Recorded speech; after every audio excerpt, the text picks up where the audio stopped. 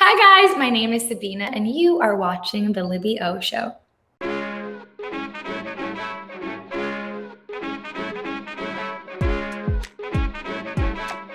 How did she do it? Do it. Do it. Do it. Libby. Libby. Libby. 3, 2, Libby. 1. It's the Libby O Show. Cheers, Sabina, Gadecki, Cheers. thank you so much for coming on the Libby O Show. Everybody watching, welcome to a brand new episode. Sabina is a model.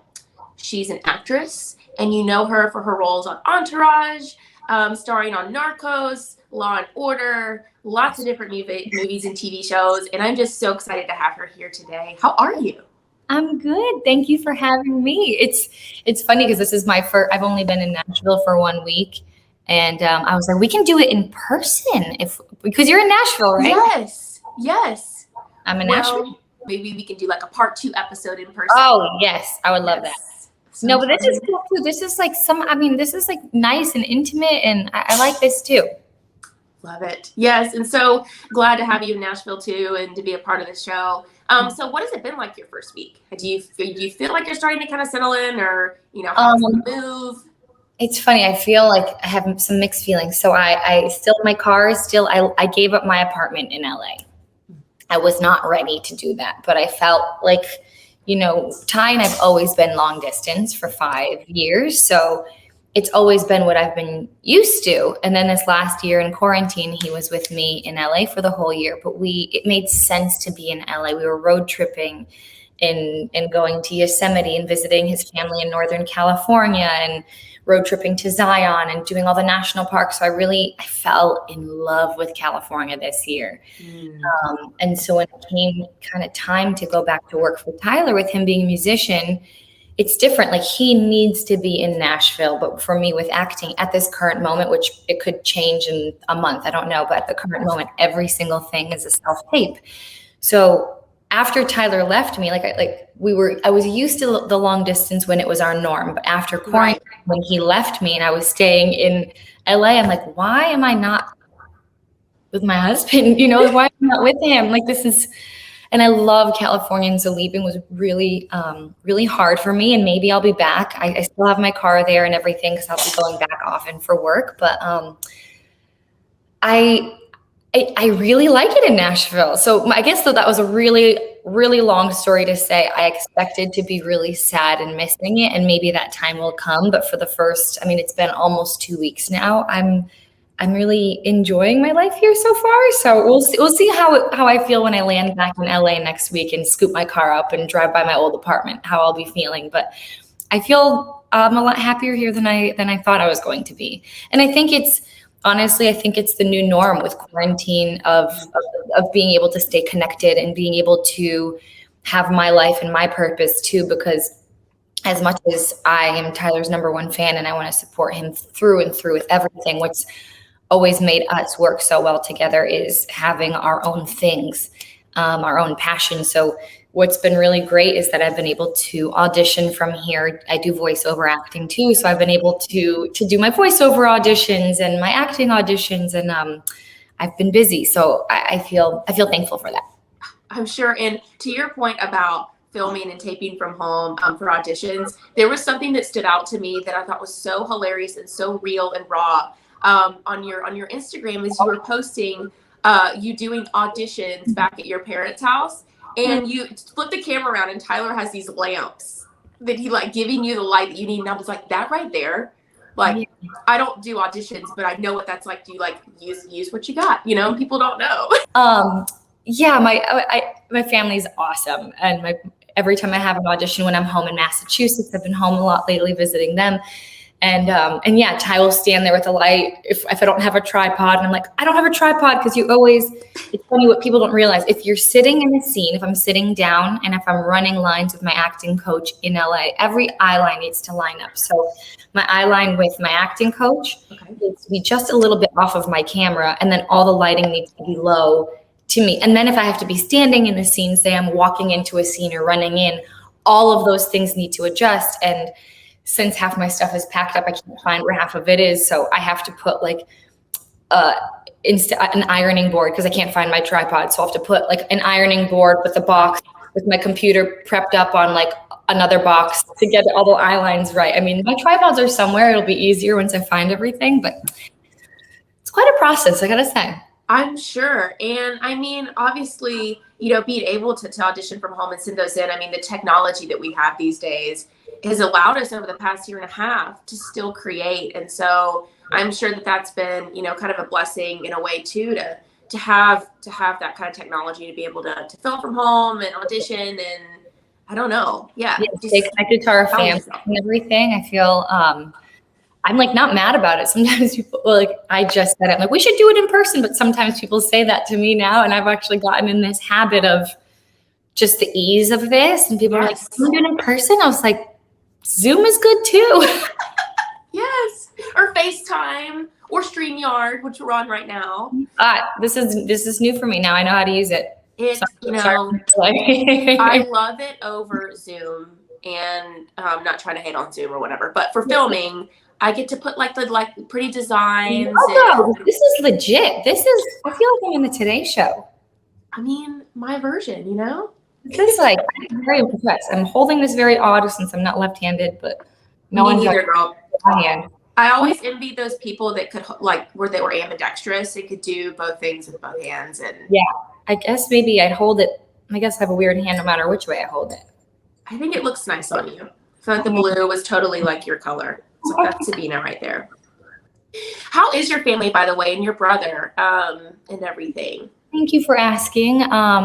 If someone is, I don't know, just getting to know me, obviously. My brother was diagnosed with glioblastoma, which is, for a lot of people that don't know, it's stage 4 brain cancer. And unfortunately, there is no cure for it. But I feel really thankful and optimistic for the technology as it continues to be developed by our amazing doctors. And he was diagnosed in August, and his most recent brain scans, his most recent MRI showed no signs of regrowth, which is a really amazing big deal because it's a pretty aggressive cancer. So I feel just really inspired by my brother every day. He's married. He's got 2 girls, 9 and 6, and he has to do chemo on a monthly basis. So it's really tolling on him.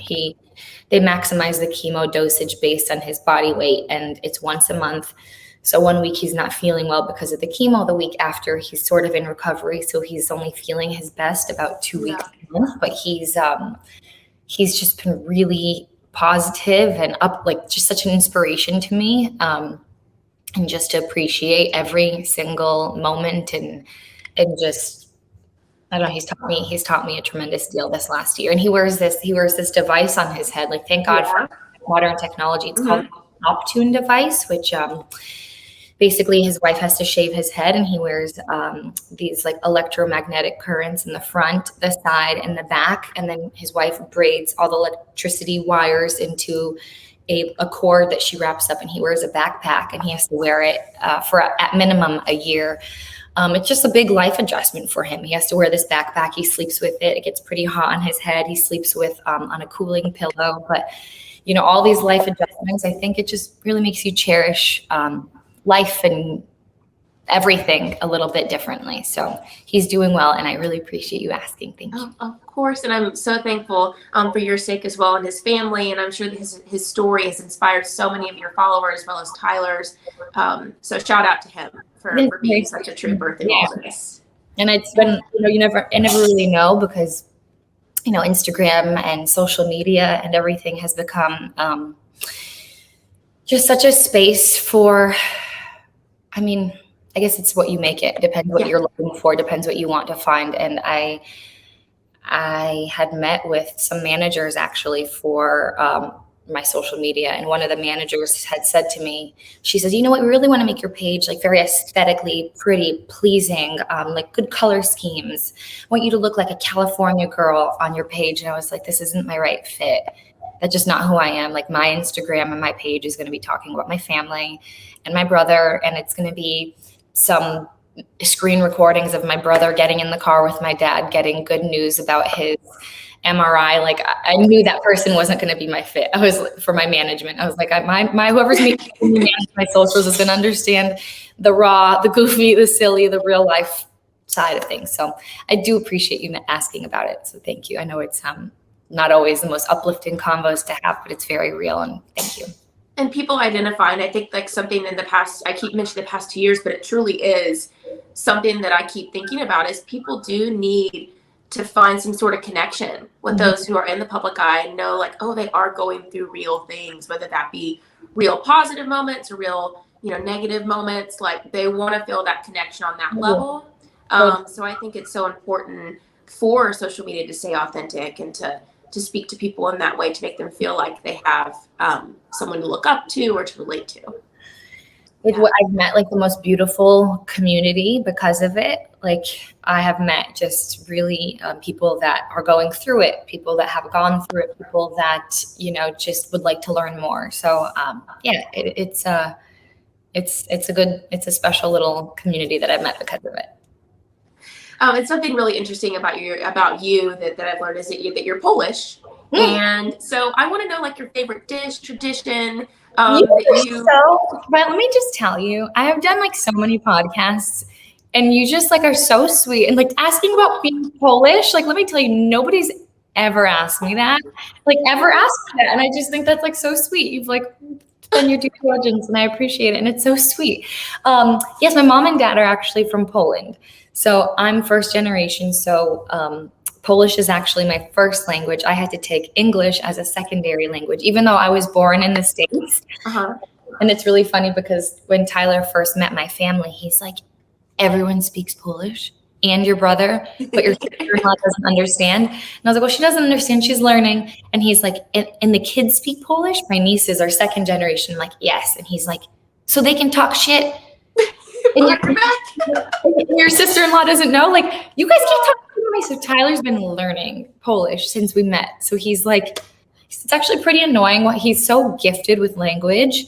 Like, I'm saying it's annoying because like I would love to learn Spanish with that type of ease. He just gets it. Like, I don't know if it's his musical mind or what it is, but he just gets it. But my favorite Polish dish, I don't eat meat, so I feel like mine are a little bit skewed from like what other people would say, but like I love more than anything pierogi, or like people call them pierogi. Like I'm saying it like the Polish way. So pierogi, fancy. And it's they're potato and cheese, little like dumplings essentially. And I like them grilled, like a little bit burnt. People might think like too cooked, but I like it a little too cooked with some fried onions on top. Crispy. Yum. Oh my God, I would have 75 of them right now. Oh, I got to find a Polish restaurant here. You do. You need to find a Polish restaurant. About the Spanish speaking. So my mom's side is actually is Spanish. Oh. But I never spoke Spanish as a child. So I wish my Nana Rosina would have taught me. But but it's hard though for children though, because I remember as a child, because I struggled to learn English and I didn't understand. Once I started to learn English, I didn't want to speak Polish. I thought it was like, no, I don't want to speak this, because I struggled to connect with people because I couldn't speak their language. So I see that a little bit happen with my nieces. Like they like rebel against it and like, no, I don't want to speak it, but they understand everything. So I feel like, I think it is kind of hard when you're born and raised here to kind of stick with it. It's hard. You really, really, really have to like reinforce it. So I get it. Have you ever, so in terms of like foreign films, have you ever had any interest in that since you can speak Polish, or was that never a thing? Would love that. I would love that. It's actually funny. I was, off topic a little bit, but I love Hailey Bieber's style. And so I've been following her stylist, and her stylist, I noticed, uses all these Polish designers. So I've been like saving every single thing like in my like future folder or whatever on my Instagram of like people that I like hope that I can work with for like carpets and stuff like that too. Like I really want to, I'm so proud of my Polish culture. So like whether it's being in a Polish film or something like that. I would love that. But I have a very strong American accent. Okay. So I feel like I get a little shy sometimes when I'm speaking it. I also kind of speak like a child because I learned it so young. Okay. And so I speak like, I'll say things like in a childish sort of tense, and people will be like, oh, it's so cute. And I'm like, correct me, what did I say wrong? I'm like, no, it's cute. I'm like, I'm obviously saying something wrong. Like, tell me the right way to say it. But yes, I would absolutely love to go just be a part of, it's funny when I was in 2002, I wish I got to find a picture. I was Miss Polonia World, which is of Polish descent. So it was a pageant for Polish girls of Polish descent. So it was like I, first competed in the States, and then, oh my God, I have to find a picture. I'll Please show you later. Send it to me, and then I'll put it in this interview because that would be adorable. It's so funny. The crown is like this big. It's huge. It's so funny. Like once in a while, someone will send it to me, and they'll be like my manager or something, will be like, Sabina, I just found this. What is this? I'm like, that's a really good time in my life. It's very fun. Yes, foreshadowing your moments in the spotlight for sure. I love Poland. I mean, I need to go. I need to get back there. I've never been. There's a ton of places that I would love to visit overseas that I just haven't yet because of travel and that sort of thing. But, I gotta go. I've always wanted to visit Austria, which is not on a lot of people's list, but my dad's side's German. So there's a little bit of tie with that. And then I have some family friends from home who that was their go-to family vacation. They loved seeing the opera history and of course, the why am I blanking on the movie? The Sound of Music. Oh. Something about that movie just made me want to go visit Austria. So I love that. I was like, when in Rome. It's not even a tiny bit where your mind was going. It's the same area, but a little different for sure. I want to talk about preparing for roles. So we talked a little bit about auditioning and what that's been like from home, but something that I even listened to in another interview that you did, that was it was a long podcast interview. I think it was Purpose of Youth was maybe. Yeah. What's really funny about that? He's actually from my hometown in Chicopee, my small town. He lives in LA, and yeah, it was really cool. We got connected through my uncle. It was very sweet. It's a small world. A small town. It's not easy. It's not super small where I'm from, but it's I don't know. I thought it was cool to meet him in California, working hard and doing his thing. But anyway, sorry, go back. No, you're fine. Yeah, no, it's such a small world, and especially in Nashville, there's a couple people from my hometown that have moved here, and I've gotten reconnected and everything. But you both talked about the process of auditions and kind of the myths that people think, kind of what happens when you audition, when you're preparing for a role, how you get booked, etc. And within the audition process, so preparing for a character, what is your favorite part about the process of just getting to know the character? Even aside from the book, getting booked or going to the audition, you read the script and you have to immerse yourself into I'll tell you my favorite and least favorite. The least favorite part is memorization. It's just the worst. It just lacks such it's just the worst. I have a really difficult time memorizing by reading. I memorize by hearing. And I don't know if it's because of a habit that I learned with my mom growing up. My mom used to, help me study for school exams and stuff. And she would have my notebook and would read me my notes. So I just have really habitually have this. It's not a great, it's a fine habit for me, for not a great habit for people in my life, because I'm always like, Tyler, will you read me these lines very slowly? He's like, oh, he's like, oh God. But my mom will call me very patiently and will read me the lines. So that's my least favorite part, because I think it's just the worst. But my favorite is once the lines are memorized. Yeah. I think memorization is so important to me. It's not for a lot of people.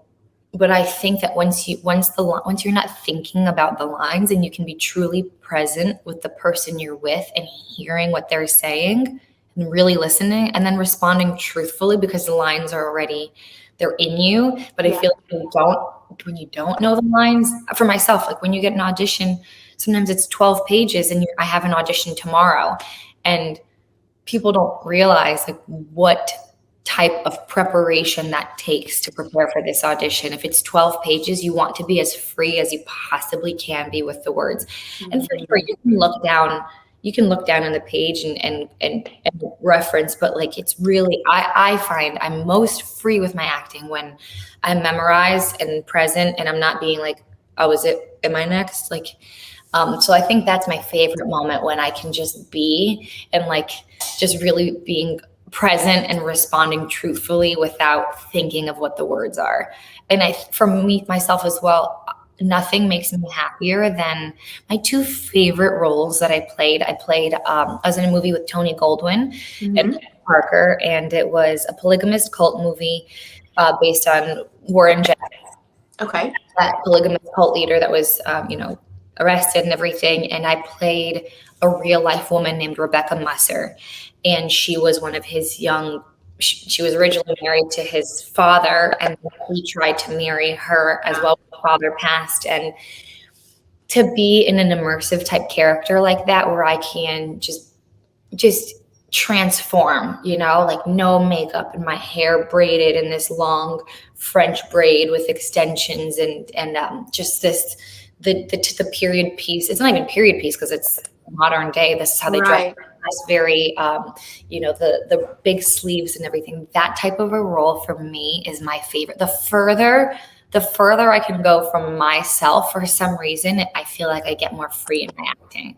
Like I was playing a meth addict in something else that I had done. And that was a funny story. I was texting my mom. I was in Shreveport, Louisiana, filming this movie, and I was just getting out of hair and makeup. And I always send a text to my mom and say, if it's something that's like I look crazy or something that will scare my mom, I'll say, "Yeah, hey, Mom, letting you know I look crazy. I'm in hair and makeup." But this time I never got the confirmation text, and I was in Shreveport, Louisiana, no service, where we were shooting. And I should have waited to get the confirmation text. And I sent her all these pictures of me like methed out, and I looked like I had been maybe a little bit beat up, or the pictures were quite sad if she didn't see the first message, which she didn't. She didn't see the first message. So I sent her all these photos, and she was freaking out, and I wasn't getting her messages. So now every time I send something, I'm like, "Hey Mom, I'm going to send you a photo. Please confirm you got this." Confirmed. I'm like, "Sorry, now it's good." But yes, for me, sorry, that was a really, really long answer, but I feel the happiest and the most free the further I can get away from myself. And I've never heard an actor say that before. I love that. And when you are on set and you're working with the director, do you typically like it when you occasionally can improv, or do you like to stick to script? Or does it depend on the role? For a lot of comedies, I'm still trying to get the footage from this. I'm like, want this footage so badly. I did this show with Adam Scott and John Daly. Do you know Adam Scott? And, yes, he's great. I love the okay. So a lot of people don't. I'm like, you would know him by face. So the spoof, we did this comedy skit. So it's Adam Scott and John Daly, but there is an Adam Scott and John Daly professional golfers. Like in real, yes. And people always mix them up. So we shot something for Comedy Central, and I played Adam Scott's wife on it. And it ended up not going. It didn't get picked up, which bums me out so much. But I want the footage so badly, and I keep emailing people that were a part of it, like wardrobe, and I'm like, "Can you help me get this footage?" And sorry, I don't know anything. Anyways, but that was the most fun because it was all improv. It was a comedy.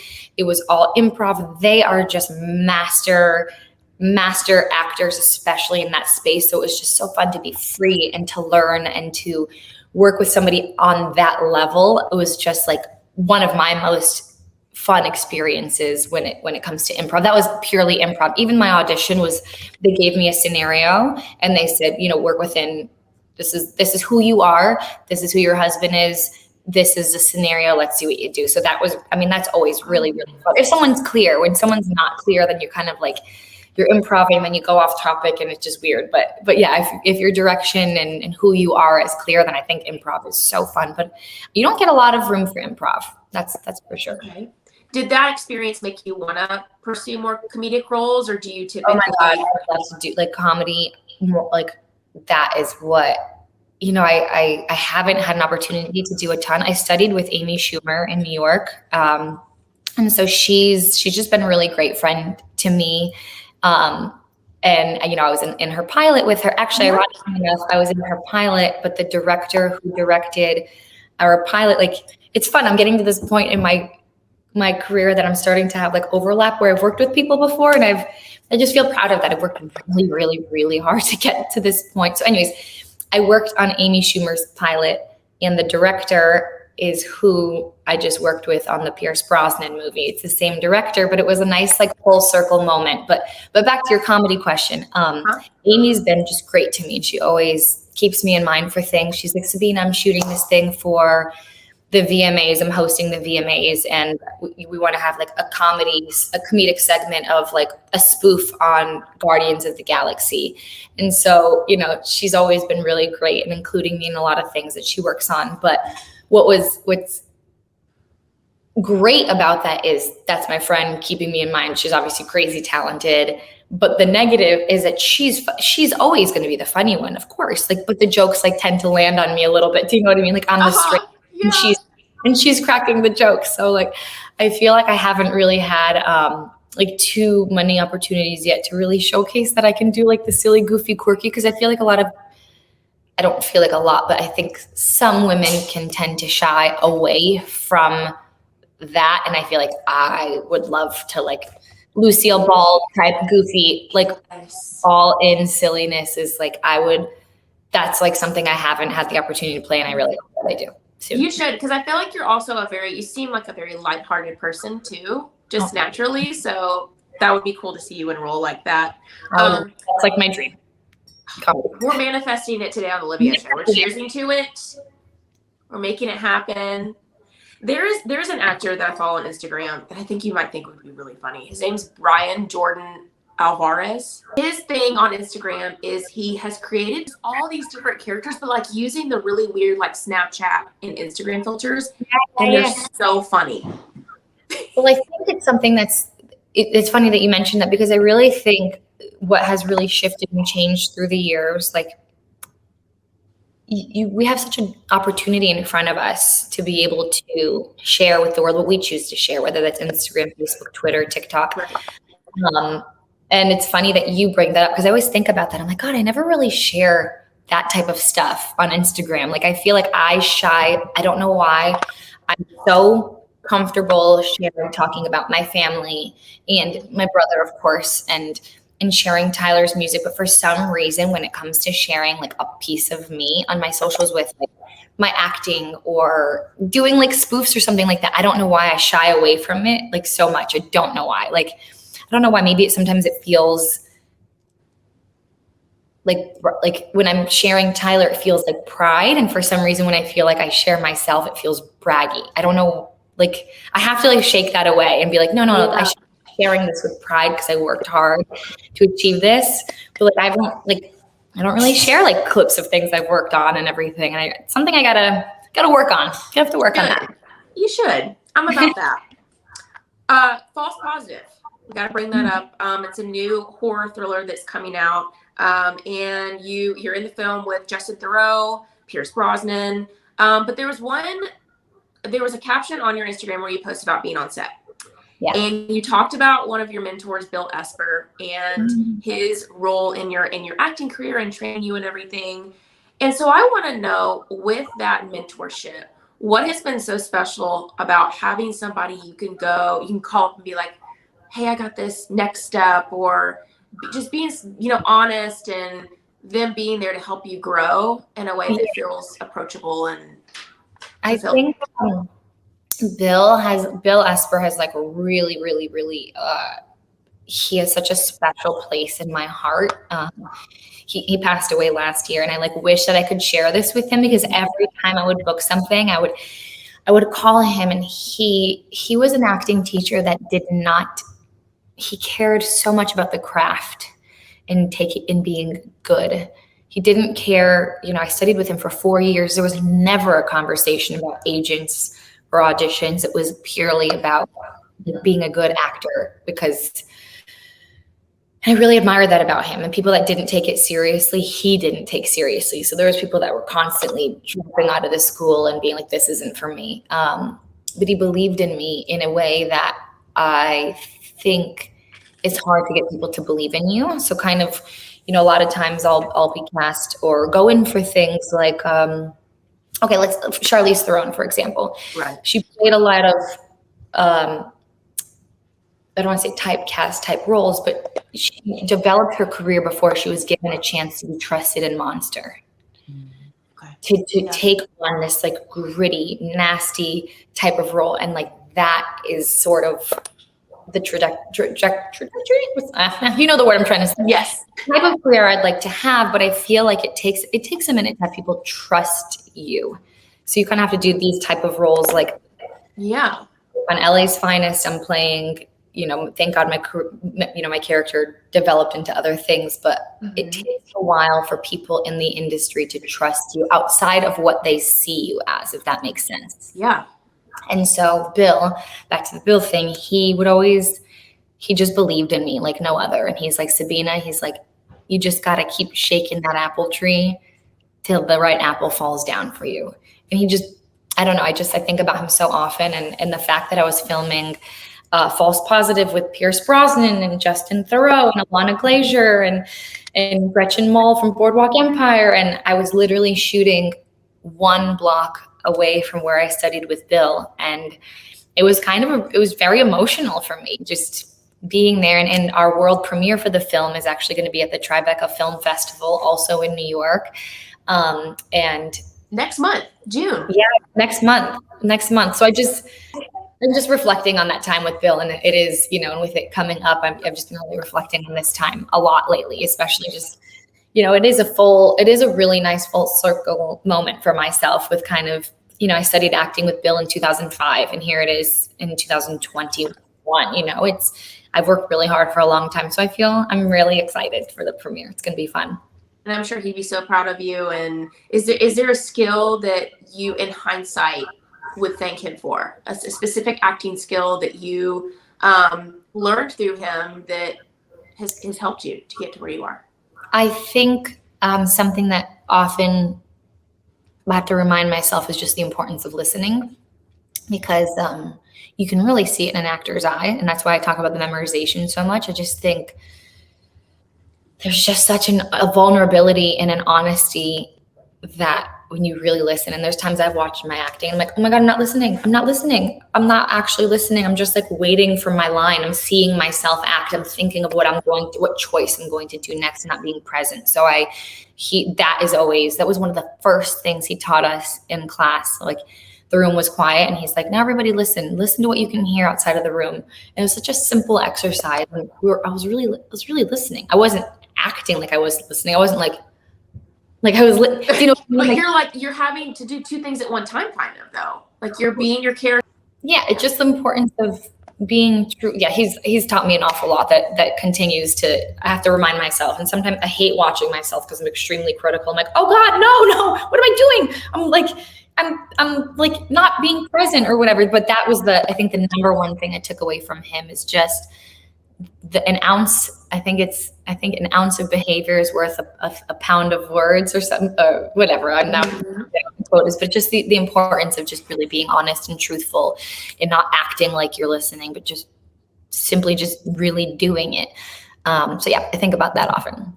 So I've heard you mention a lot about hard work and just working to get to where you are, and just the time frame that people don't see, and even now the moments that people don't see you preparing for a role, preparing for something else involved with work or modeling or voice acting. And why is hard work so important to you, and what does it mean to have a good work ethic for you? I think, there's for sure some sensitivity around this topic, especially right now in my life, especially with my brother being sick. And and with me, I've been running his, GoFundMe for him and everything. And I think that with social media and hard work and what we're presenting to the world, and that's why me being open and candid is so important to me.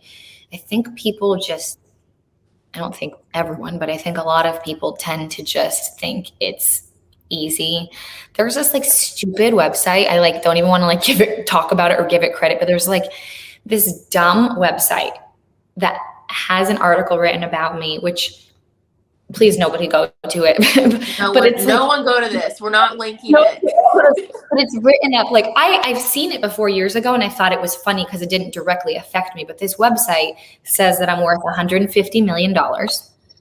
It says that I own like a burger franchise. I've been a vegetarian since I was like 8. But anyway, it says that I own a burger franchise. It says that I own my local soccer team in my hometown. Like it's all like fabricated. It's all lies.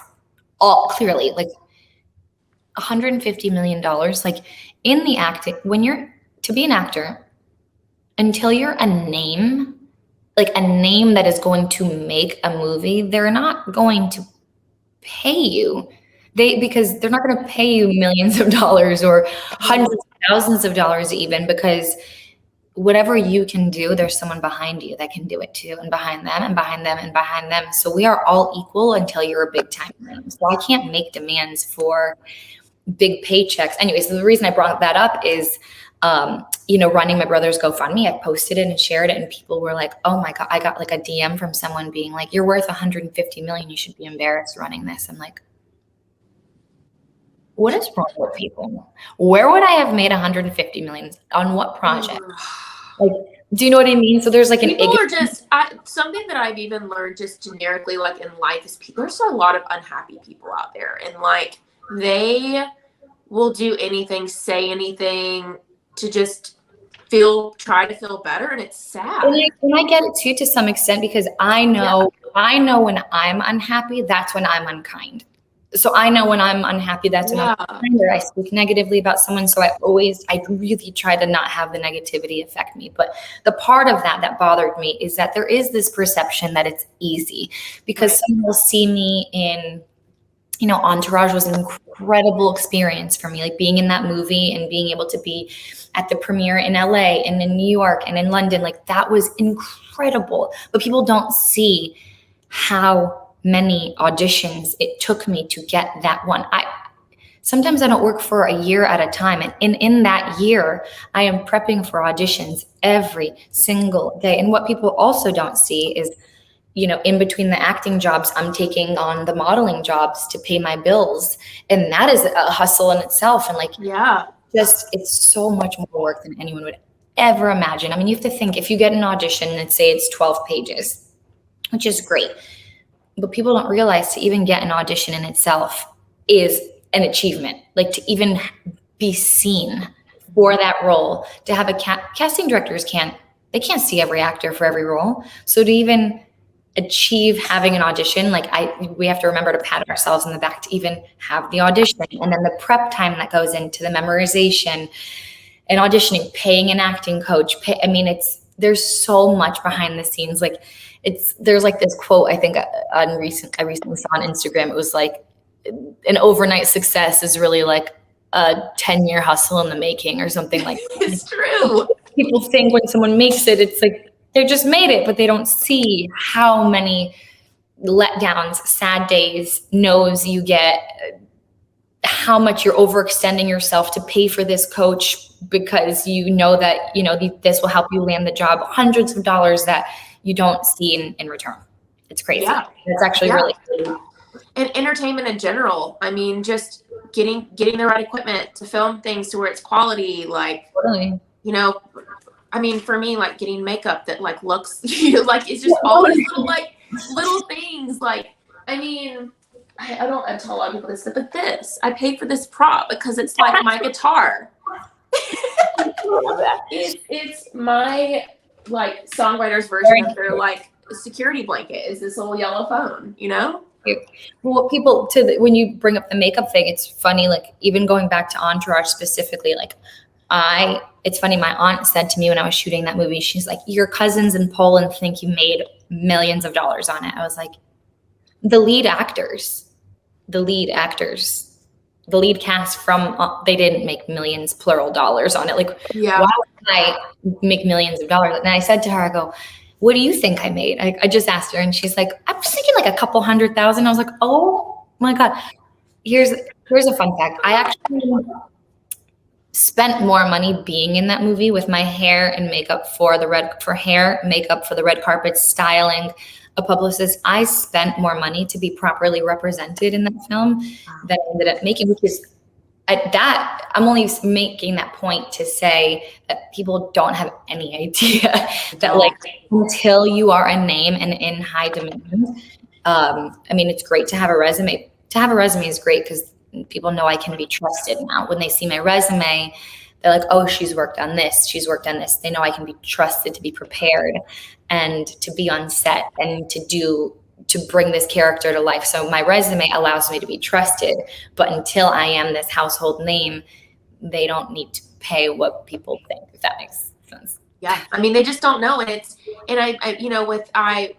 my family's not all in entertainment. Actually, I'm on the only person in entertainment in my family. And it's been really cool. Like their support, like that means like the world to me. Like my dad, I have to give him a shout out. He bought like 10 of these mugs when I released them. Ted bought 10 coffee mugs. And I was like, oh my God, like that to me, like having that just makes it all just on my way to get to where I want to go. That is so like those. Oh, hi, Abby. Oh, do you have a puppy? Oh, dog? Abby, come say hello. She's my little old lady. Come say hi. Come say hi. She's 16. 15. Well, she's gonna be 16. Ty does not like when I round up. She's gonna be 16 in August. She's just like, what up? Oh, she says Dad has peanut butter. I like to go get it. She's going to get her peanut butter. I love, by the way, that your dad got the cups. So there's something that my mom loves doing. Every time I come home for like holidays or anything, she has a stack. Baby, super loud. Can you hide her? Her peanut butter in her bowl and she's just munching away.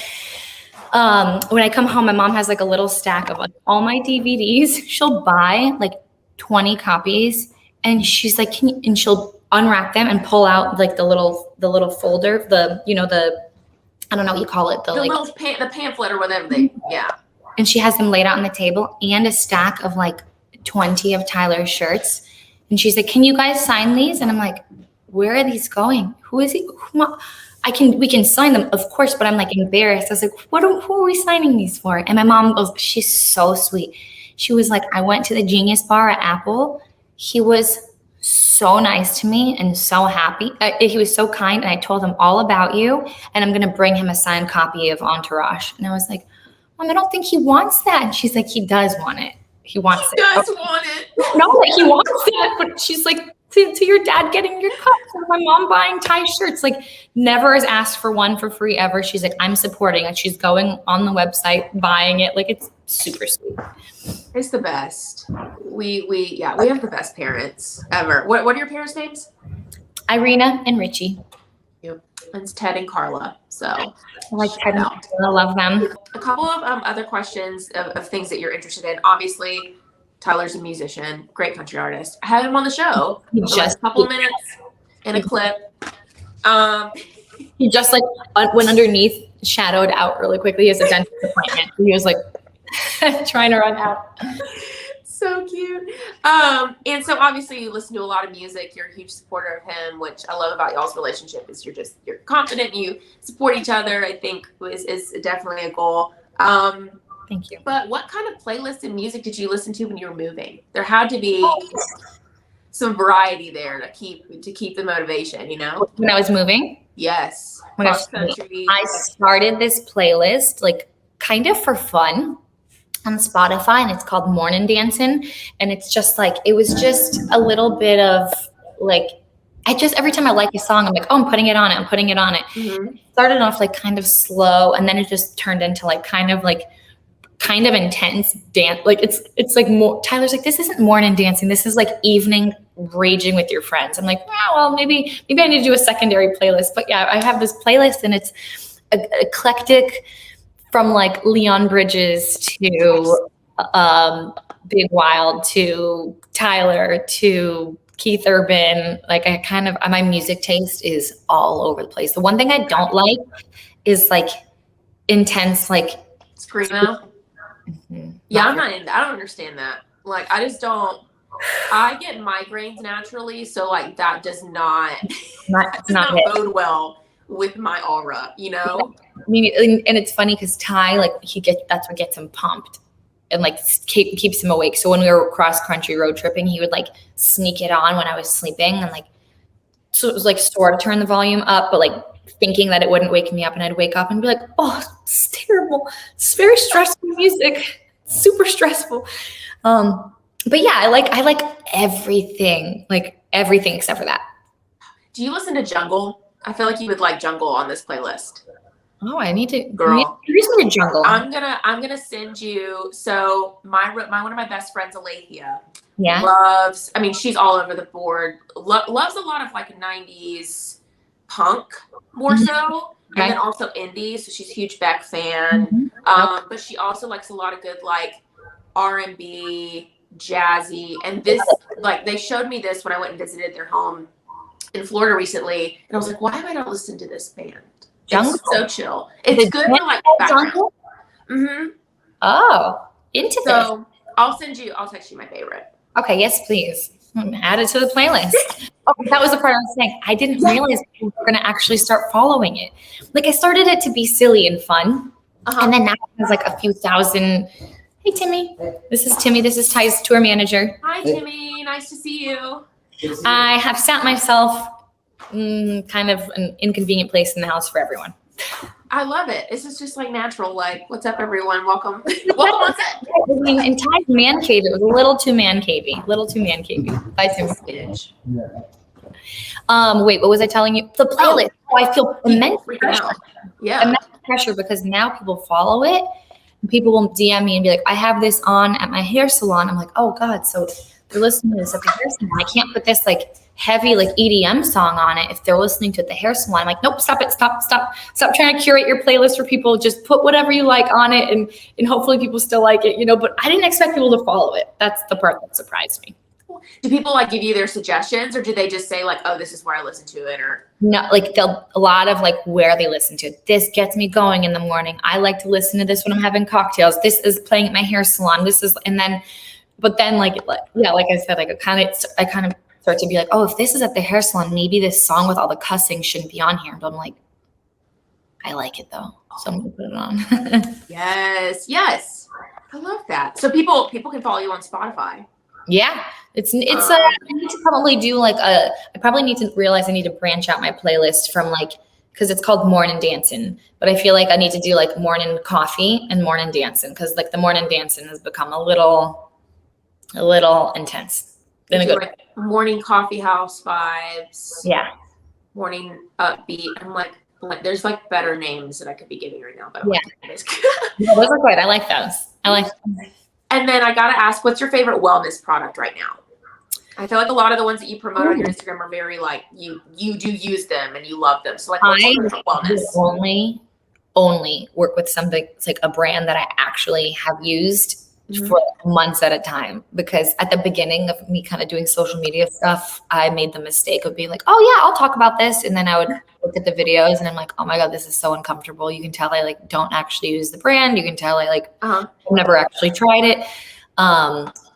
The two that I'm actually working with right now, wholeheartedly, I've been using for 2 months. It's Equilibria. It's a CBD line. Okay. And it's a woman-based company, which I have never taken CBD. I didn't realize that you're supposed to take it like a vitamin. You're supposed to take it every day. It's it builds up in your system, but all the effects are felt when using it with consistency. And seed. Have you tried the seed probiotics? Okay, no, but I'm really big on gut health. I have to constantly, I'm not trying to get too much, but I have to constantly take care of my gut. So I should try that. People have been ranting and raving about it, and I posted it as I did a little boomerang, and I was about to try this, so excited. And I got so many messages from people being like, it's my favorite, I'm obsessed, I love it. I was like, oh my. So yeah, it's the two brands that I'm working with, but only working with them because I've tried them for a few months Okay. before I'm like, I really like both of them a lot. And for those watching who are into those products, you obviously can go check out her Instagram. And Oh, you're so sweet. You're so Yeah. sweet. I really like I have tried other kinds of CBD and stuff, and I'm like, this Uh-huh. I'm tired. This is the worst. So that's why I do like CBD. I mean, I love a good dose of ZQL, not gonna lie. Like when I'm just like stressed out, or if I'm like, I go to bed and I'm like, not trying to promote, medications that people wouldn't want to use, but ZQL, like I don't like waking up groggy. nobody. That's like one of the few things. Yeah. And then of course, like exercising obviously helps, but I've tried edibles and really, because it's legal in California. So, but I've tried edibles and I wake up exhausted. It's just I don't know that edibles to sleep is my thing, but I think CBD is kind of smaller dosage. yeah. I think there's a difference between CBD and THC. So like edibles have THC, which helps me get to bed, but then the wake up is kind of You're just like, what is happening right now? yeah. Like did I get hammered? Well, this has been so fun. Thank you for so having me. much Really, for like, being on the so show, sweet. and so great getting to know you, and glad you're here in Nashville. And I look forward to getting to hang with you, and you're so sweet. I really appreciate the sweet and thoughtful questions. Thank you so much, Sabina. Everybody go follow her everywhere. I mean, she's got the coveted just Sabina on Instagram. So go check her out there, and thank you so much for being on the show. Thanks for hanging. Thank you so much. I'll see you later. Yes.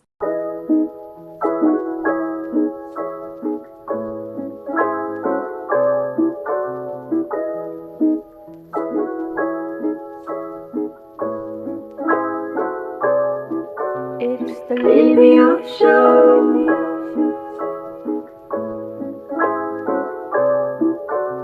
The Libby Show. It's the Libby Show. It's the Libby Show.